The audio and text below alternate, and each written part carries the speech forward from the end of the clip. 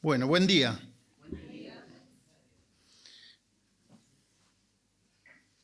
El otro día me comunicaba con Cheche, con mi hermana, que vive en España, y me dice, estamos esperando, justo había un par de sermones de los domingos que estaban sin subir, entonces me dice, estamos esperando porque nosotros tenemos como un reparto de sermones para gente que está con ellos cerca.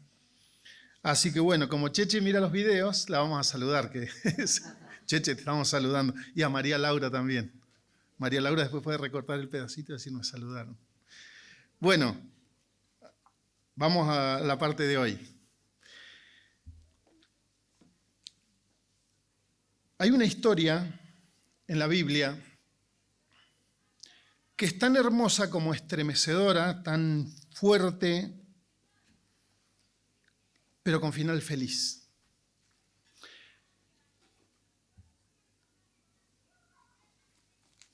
Les voy a leer el final feliz para que entiendan, yo recién les decía, el restaurador. Hay un solo restaurador, uno solo, y todos sabemos quién es. ¿Quién es? El Señor Jesús. 22:16 de Apocalipsis. Ayer hacíamos en los clubes una referencia a esta parte final de Apocalipsis, donde ya pasó toda esta etapa, y donde empieza otra con el Señor, de la iglesia con el Señor. Pero aquí el Señor Jesús, en esto que en algunas Biblias dice testimonio final, dice, yo, Jesús, hablando él en primera persona, he enviado a mi ángel a fin de daros testimonio de estas cosas para las iglesias. Así que dio testimonio de todo esto que pasó en Apocalipsis para nosotros. Y él dice, yo soy la raíz y la descendencia de David, el lucero resplandeciente de la mañana. Ese es el Señor. Yo soy el lucero resplandeciente de la mañana. Bueno, cuando nosotros recorremos en las historias que cuenta la Biblia, nos encontramos allá en 1 Samuel al rey Saúl. El rey Saúl recibió un mandamiento del Señor a través del profeta Samuel, que también fue un juez. Y el Señor le dio un mandamiento. Tenés que hacer esto. Y Saúl hizo lo que quiso. No hizo lo que tenía que hacer, hizo lo que a él le parecía bien. Y fue confrontado por medio de Samuel, pero a su vez de parte del Señor. Ayer nos decía Carla en los clubes, siempre somos confrontados con la palabra de Dios. Y Saúl es confrontado que había pecado y que por su desobediencia a la palabra de Dios, el Señor lo había desechado para que ya no sea más rey. Y entonces Saúl responde, no, yo no desobedecí. Fue el pueblo, fue otro.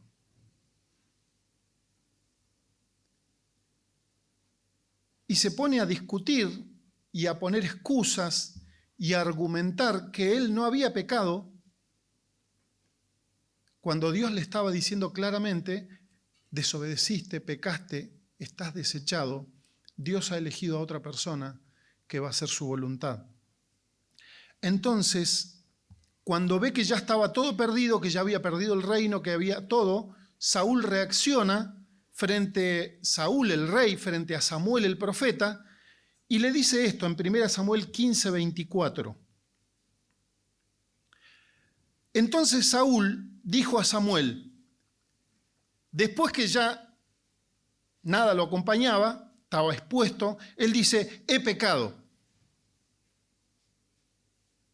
Esa es la reacción de Saúl cuando ya claramente había sido desechado. Entonces dice, he pecado, en verdad he quebrantado el mandamiento del Señor y tus palabras, porque temí al pueblo y escuché su voz.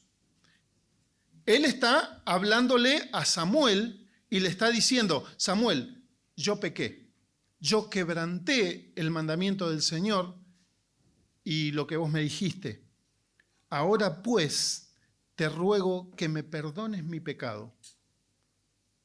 El rey Saúl, diciéndole al profeta, al juez, al líder espiritual de la nación, le dice, yo te ruego que perdones mis pecados, o mi pecado. Y vuelvas conmigo para que adore al Señor. He pecado. En el versículo 30 después, dice, Saúl respondió, he pecado, pero te ruego, o sea, le está rogando a Samuel, que me honres ahora delante de los ancianos de mi pueblo y delante de Israel, y que regreses conmigo para que yo adore al Señor, tu Dios.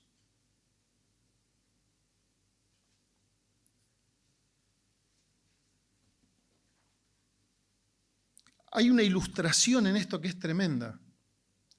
El rey, elegido por el Señor, sobre el cual había venido el Espíritu Santo, desobedece al Señor. El Señor le dice, acordate de dónde te saqué. Acordate que vos eras un hombre apocado, que andabas escondido atrás de los fardos de pasto. Y cómo se ensoberbeció. Entonces, cuando él es desechado por su desobediencia y es confrontado por su pecado, dice, bueno, la verdad que sí, pequé. Pero le dice, te ruego que perdones mis pecados, le dice al profeta.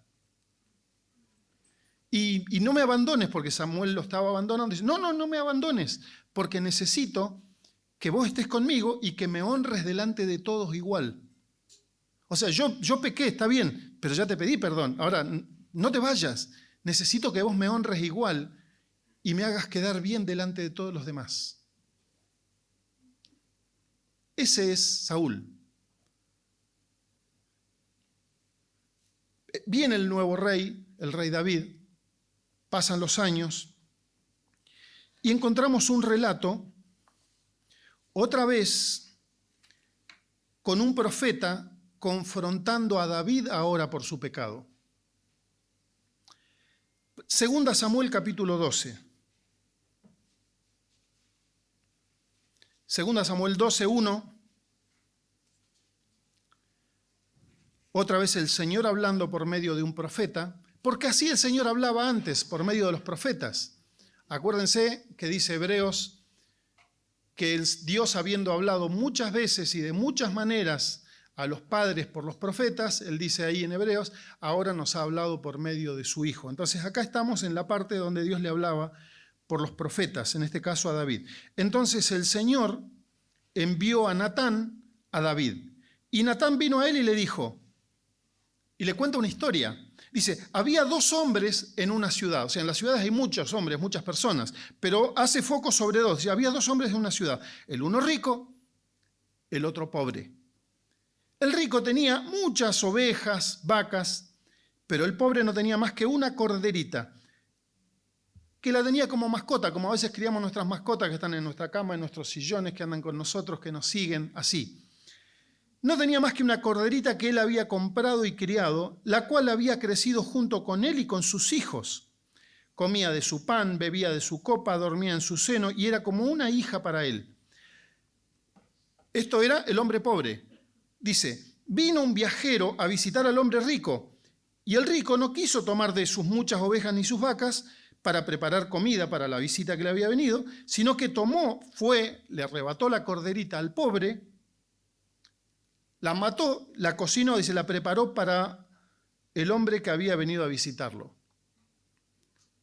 Y se encendió la ira de David en gran manera cuando escuchó esta historia contra ese hombre ficticio. Y le dijo a Natán, vive el Señor, diciendo a David, que ciertamente el hombre que hizo esto merece morir. David está emitiendo un juicio y dice, este hombre merece morir y debe pagar 4 veces por la cordera porque hizo esto y no tuvo compasión. David dice, este hombre que hizo esta atrocidad merece morir porque no tuvo compasión. Entonces Natán le dijo a David, tú eres aquel hombre. Así dice el Señor de Israel. Es como un paralelismo de lo que pasó con Saúl. Le dice, así dice el Señor de Israel, yo te ungí rey sobre Israel y te libré de la mano de Saúl, porque Saúl lo quería matar a David. Yo también entregué a tu cuidado la casa de tu Señor, las mujeres de tu Señor, te di la casa de Israel y de Judá, que estaba dividida la nación en 2. Y si eso hubiera sido poco, te hubiera añadido muchas cosas como estas. Y aquí viene la confrontación. ¿Por qué has despreciado la palabra del Señor haciendo lo malo ante sus ojos? Has matado a espada a Urías, eteo o elitita, has tomado su mujer para que sea mujer tuya, y a él lo has matado con la espada de los amonitas, que eran abominables delante de Dios y delante del pueblo de Israel. Ahora pues, la espada nunca se apartará de tu casa, porque me has despreciado. O sea, el Señor le está diciendo a David, despreciaste mi palabra y me despreciaste a mí con lo que hiciste.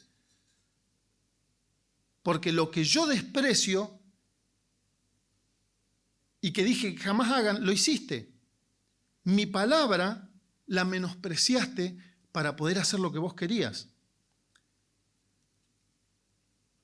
Así dice el Señor. Dice, y has tomado la mujer de Urías elitita para que sea tu mujer. Así dice el Señor. Por eso, de tu misma casa levantaré el mal contra ti, y aún tomaré tus mujeres delante de tus ojos, y las daré a tu compañero, y éste se acostará con tus mujeres a plena luz del día. En verdad, tú lo hiciste en secreto, pero yo haré esto delante de todo Israel y a plena luz del sol. Saúl, años atrás, cuando lo confrontaron con su pecado, dijo, no, yo no pequé, yo no desobedecí, yo no tuve en poco la palabra de Dios, fueron otros. Y argumentó, como hacemos muchos de nosotros cuando somos confrontados con algo que hicimos. Déjame explicarte, te lo voy a demostrar, te voy a demostrar que yo soy inocente, cuando somos culpables.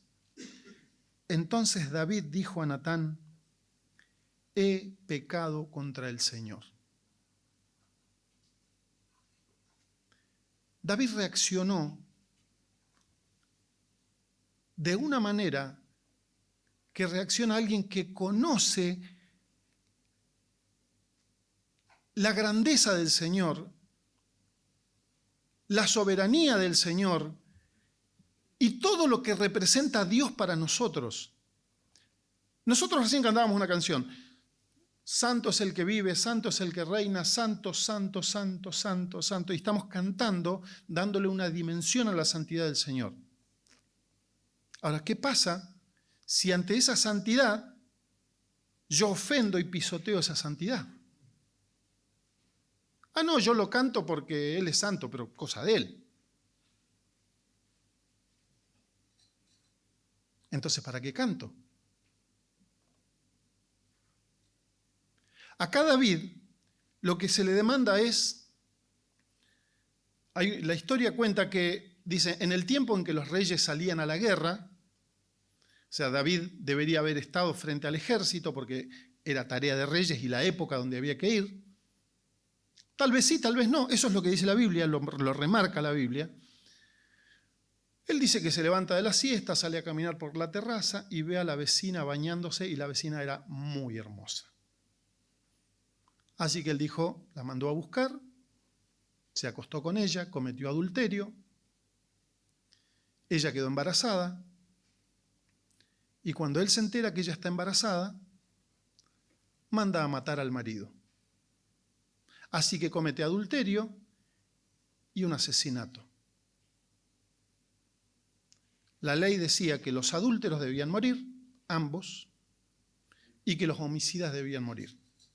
Así que está condenado de todas maneras en un país que se tenía que regir por la ley. Entonces, versículo 13 dice, entonces David dijo a Natán, he pecado contra el Señor. Él pecó, la Biblia dice que el que comete adulterio peca contra su propio cuerpo, pero además pecó contra su amigo Urías, su servidor fiel, a quien el Señor destaca después entre los valientes de David. Pecó contra su nación. O sea, el pecado de David era múltiple, pero tal fue la dimensión que él le dio al pecado cuando se da cuenta que pecó, que dice, pequé contra el Señor.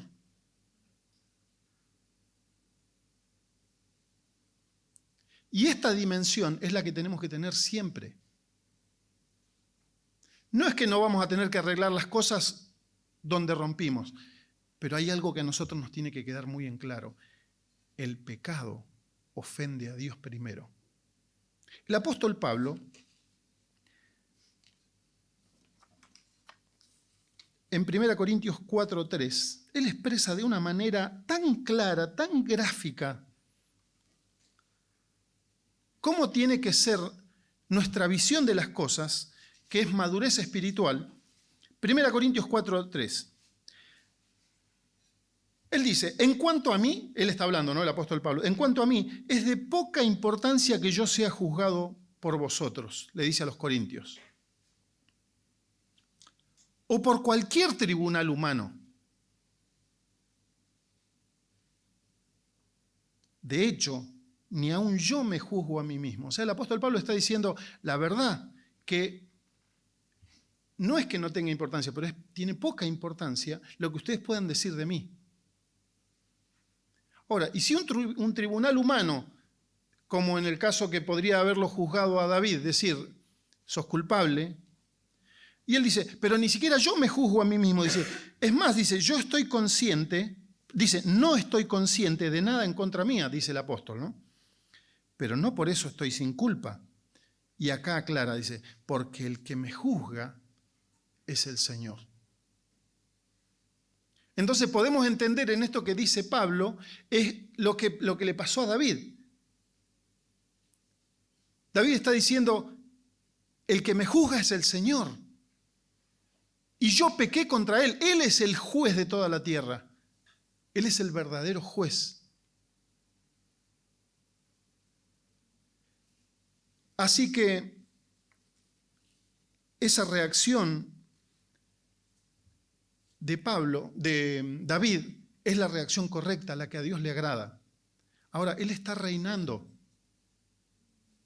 Él está dentro de un plan.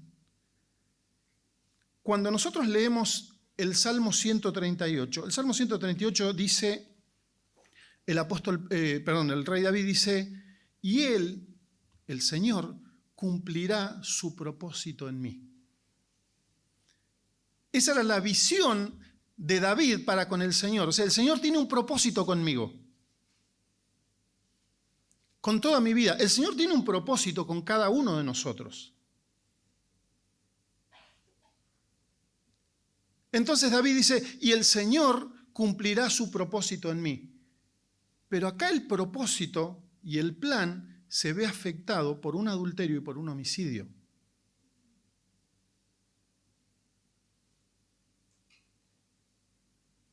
Ahora, cada uno de nosotros tenemos debilidades, tenemos pecados. El Señor dice que va a sacar algún día a la luz todo, aún lo oculto, lo que está en tinieblas.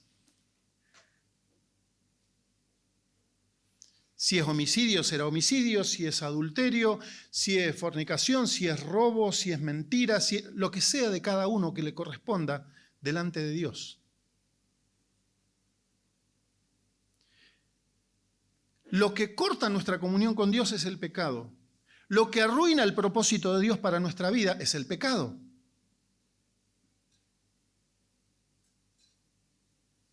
Entonces, cuando vemos que nuestra vida no avanza, cuando no crecemos, cuando estamos detenidos en el tiempo, cuando el rey David, cuando escribe el Salmo 51, pidiéndole al Señor que lo perdone, que lo limpie, ahora lo vamos a leer, de este pecado que cometió.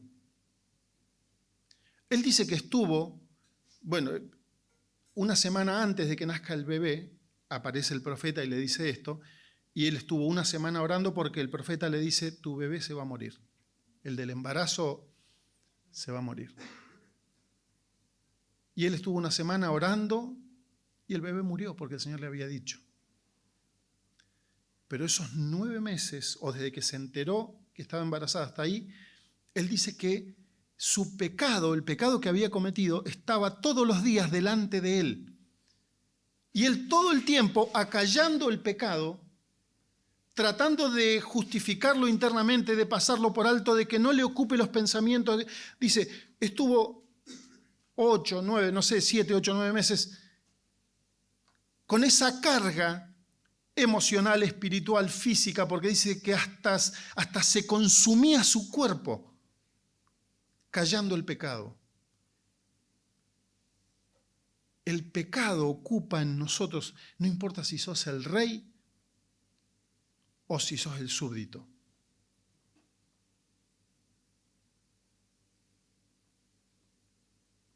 Nos doblega, nos quebranta, retrasa o rompe el propósito de Dios para nuestra vida.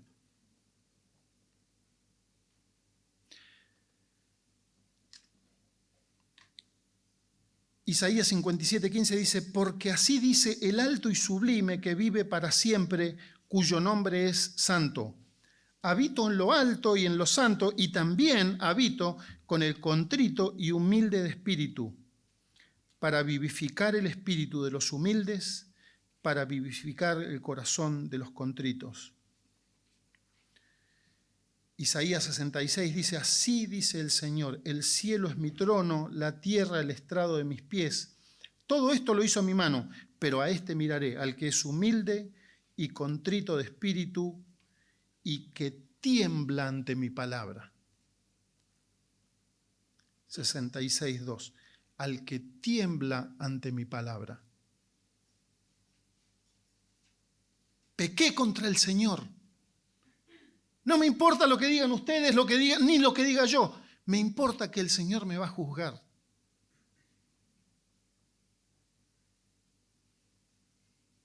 En otra etapa de su vida, David peca haciendo un censo por vanidad. Y cuando se da cuenta que vienen las consecuencias, dice, no caiga yo en manos de hombres, que caiga en manos de Dios, que Él me juzgue, porque Él es misericordioso.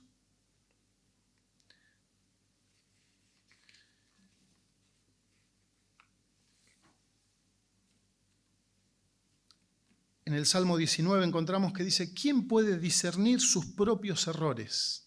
Los digo como concepto estos versículos para que vayamos entendiendo esto. Dice, absuélveme de los que son ocultos.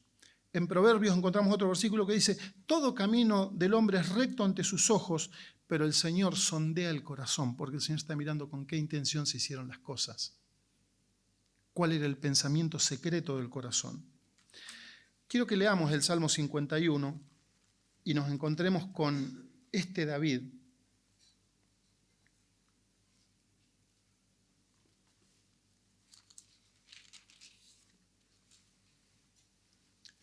Fíjense que en el título dice que es el salmo que escribió David después que se llegó a Betsabé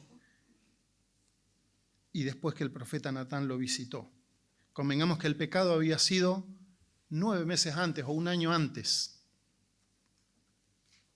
El Salmo 51 dice, ten piedad de mí, oh Dios, no, oh Natán, como hizo Saúl.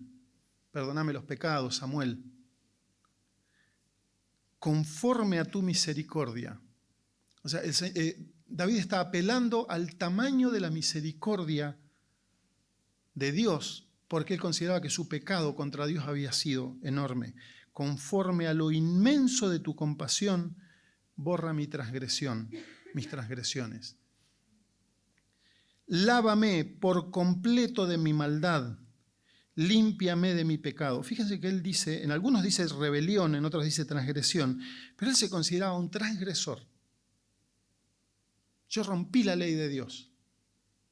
Él se consideraba alguien con maldad, alguien que fue perverso, que se pervirtió, dándole lugar a la maldad de su corazón.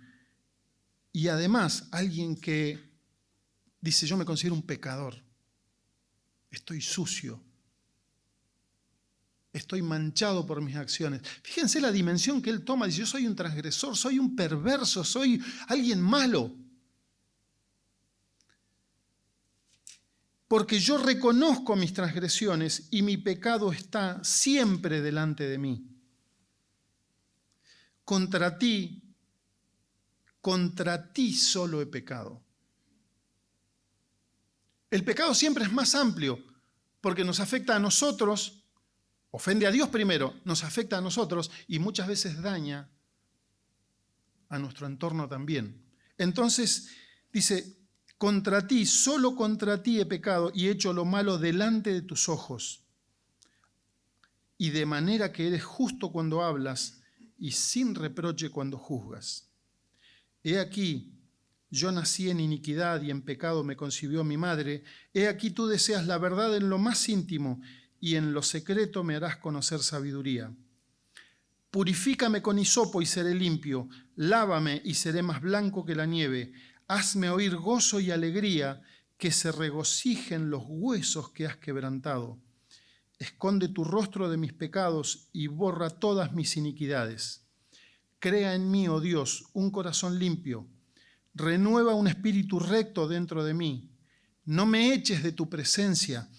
No quites de mí tu Santo Espíritu, porque él había visto a Saúl cómo el Señor le quitó su espíritu y él temía que el Señor retire su espíritu de él.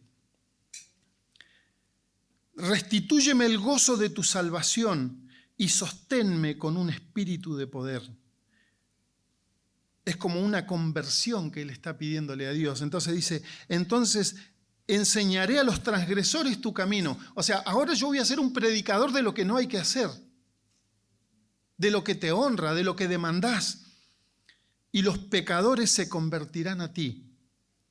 Líbrame de delitos de sangre, oh Dios. No tiene miedo de decirle al Señor, Señor, líbrame de delitos, líbrame de ser un asesino otra vez. Yo soy un asesino. Oh Dios, Dios de mi salvación, entonces mi lengua cantará con gozo tu justicia. Hasta ahí.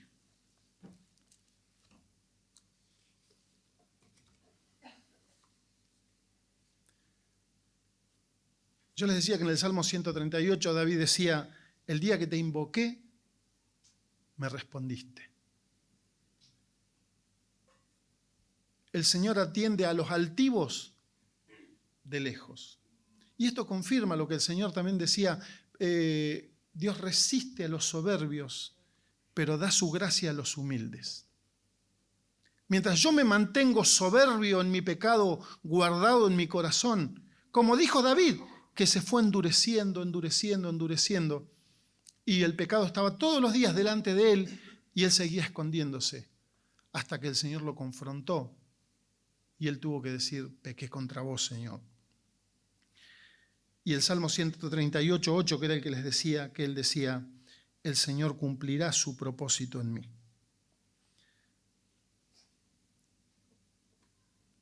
Voy a hacer referencia ayer en los clubes, así como me acordaba lo de Carla, que decía, el Señor siempre nos confronta. Marilú nos decía un versículo, el que comenzó en vosotros la buena obra la va a perfeccionar hasta el día que Jesucristo venga.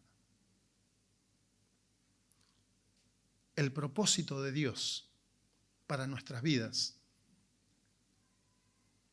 puede verse alterado por un pecado.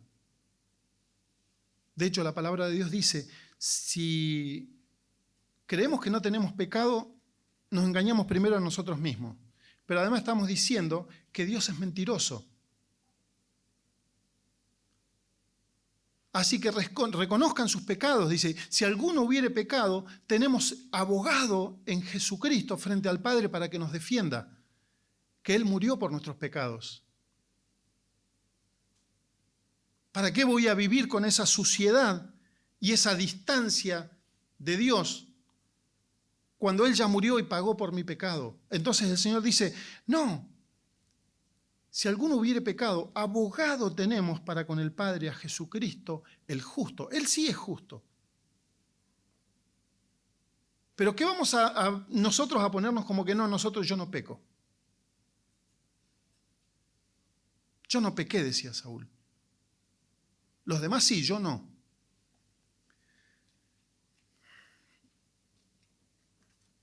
Y fue el arrepentimiento de David, fue tan genuino, tan limpio.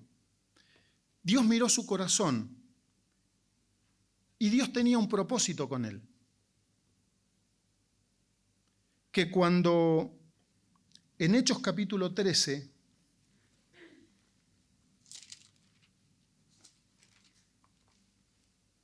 versículo 36, está hablando el apóstol Pablo.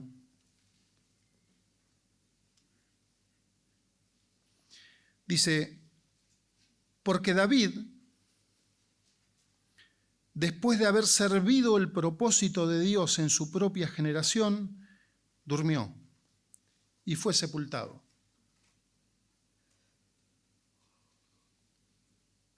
¿Vieron lo que dice ahí? Cuando David murió, Dios consideró que David cumplió el propósito que él tenía con él.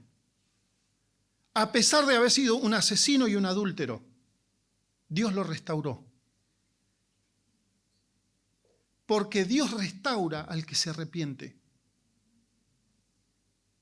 Si no es su hijo y se arrepiente de sus pecados, restaura su vida y le da la salvación, el perdón de los pecados. Y si es su hijo y pecó, Dios lo restaura para que sirva en el propósito que él tiene en su voluntad.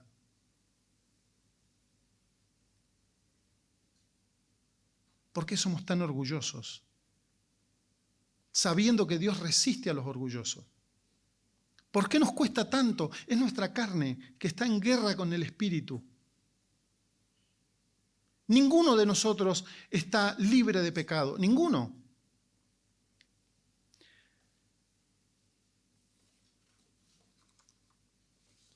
¿Cómo empezamos?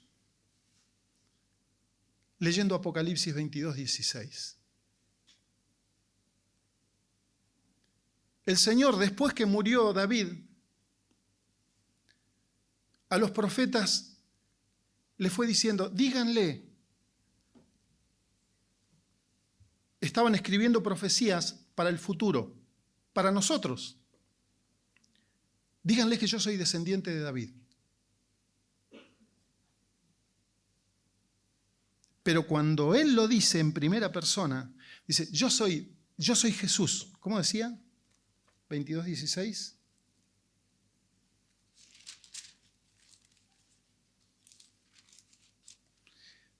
Yo Jesús. Yo soy la raíz y la descendencia de David.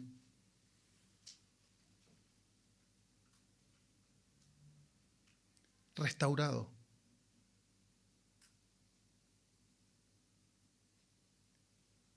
Dios cumplirá su propósito en mí. Y después Dios dice, Dios cumplió su propósito en él. Y además dice, yo soy de la descendencia de David. Así es la misericordia de Dios. Así restaura Dios por completo.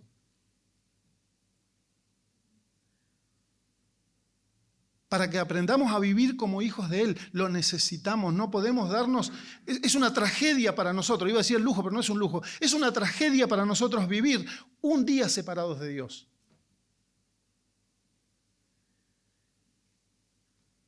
Que el Señor nos ayude a tener la actitud que tuvo David, que tanto valoró el Señor. Este hombre vive conforme a mi corazón. Si el Señor nunca se olvida que nosotros somos polvo, que somos débiles, que somos pecadores, Él es el justo. A Él somos llamados nosotros a pedirle restauración. Oramos. Gracias, nuestro Dios, por mostrarnos, como dice tu palabra, que las cosas que fueron escritas para nuestra enseñanza. Gracias por tu paciencia, Señor, porque un día más esperas nuestro arrepentimiento, nuestro quebrantamiento y que estemos en paz con vos. Gracias por la obra de Cristo, que fue suficiente para que toda la humanidad alcance la salvación. Gracias por este ejemplo maravilloso que nos das, donde nos podemos ver, Señor, también a través de tu palabra. Oramos en el nombre de Jesús. Amén.